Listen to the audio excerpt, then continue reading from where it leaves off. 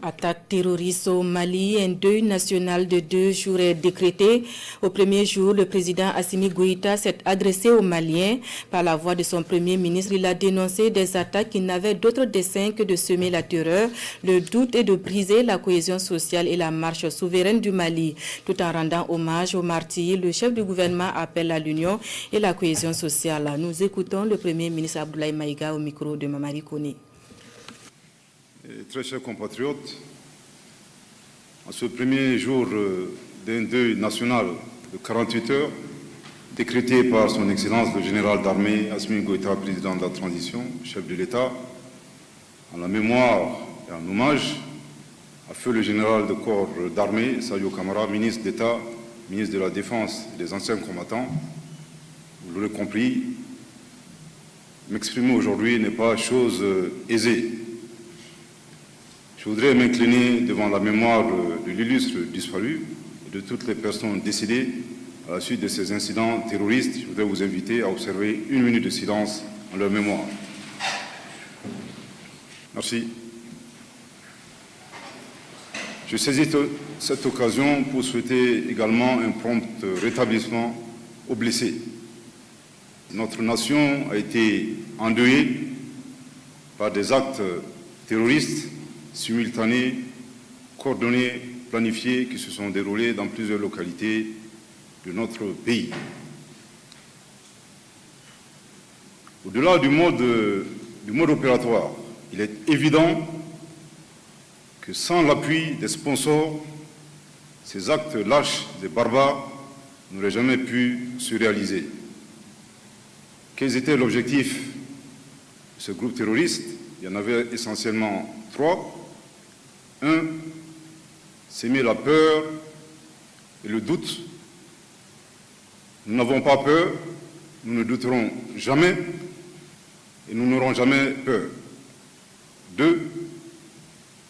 Affaiblir notre détermination. Plus que jamais, nous sommes unis et nous resterons encore renforcés et la cohésion nationale sera toujours au rendez-vous. 3. Briser notre abnégation. Plus que jamais, nous sommes forts et résilients. L'objectif de l'ennemi était de conquérir le pouvoir en démantelant les institutions de la République, en mettant un terme au processus de refondation et d'édification du Mali croix. La réponse cinglante qui leur a été infligée est l'œuvre et l'abnégation de nos vaillantes forces de défense et de sécurité sous le leadership de son Excellence le général d'armée Assimi Goïta, président de la transition, chef de l'État, chef suprême des armées. Je voudrais ici saluer leur professionnalisme. Je voudrais également rendre un vibrant hommage à la population malienne, notre brave population, qui est restée résiliente, qui a toujours cru à son armée et qui croit encore au processus de refondation et d'édification du Mali croix. Ceci dit, j'invite la population à ne pas céder à la panique et de continuer à apporter leur franche concours et collaboration aux forces de défense et de sécurité. Le général Kamara, comme tant d'autres, victime de l'insécurité, a été arraché à notre affection.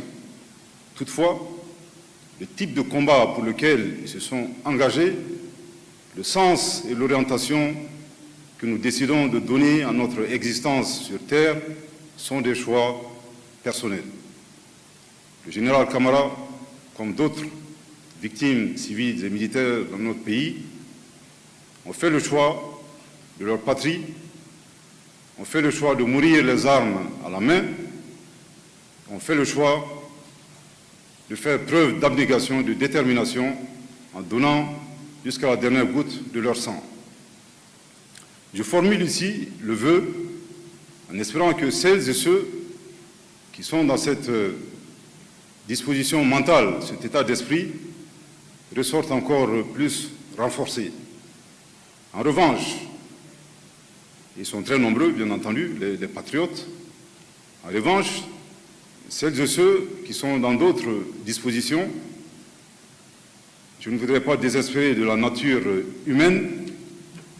J'espère qu'ils retrouveront le droit chemin. Il n'est jamais trop tard pour aimer sa patrie, pour aimer son pays. À ceux qui se font manipuler par les sponsors, je pense qu'il est important que ces personnes se posent la question légitime de savoir pour que ces sponsors n'expérimenteraient pas eux-mêmes les projets funestes qu'ils veulent implémenter dans d'autres pays.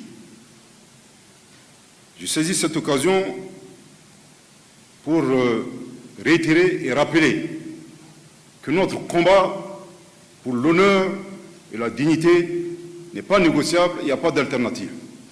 Nous le mènerons jusqu'à l'éradication totale du terrorisme, jusqu'à l'édification du Mali Kura. C'est notre engagement, c'est notre raison d'être. Il est également important en ce moment précis de garder constamment en mémoire les propos très inspirants de notre hymne national. Aujourd'hui, je pense en particulier à une partie du troisième couplet que je voudrais partager avec vous. La voie est dure, très dure, qui mène au bonheur commun. Courage et dévouement, vigilance à tout moment. Ensemble, nous ferons le Mali Kura, comme le rappelle constamment le chef de l'État. Que Dieu bénisse le Mali, préserve notre patrie. Je vous remercie de votre très aimable attention.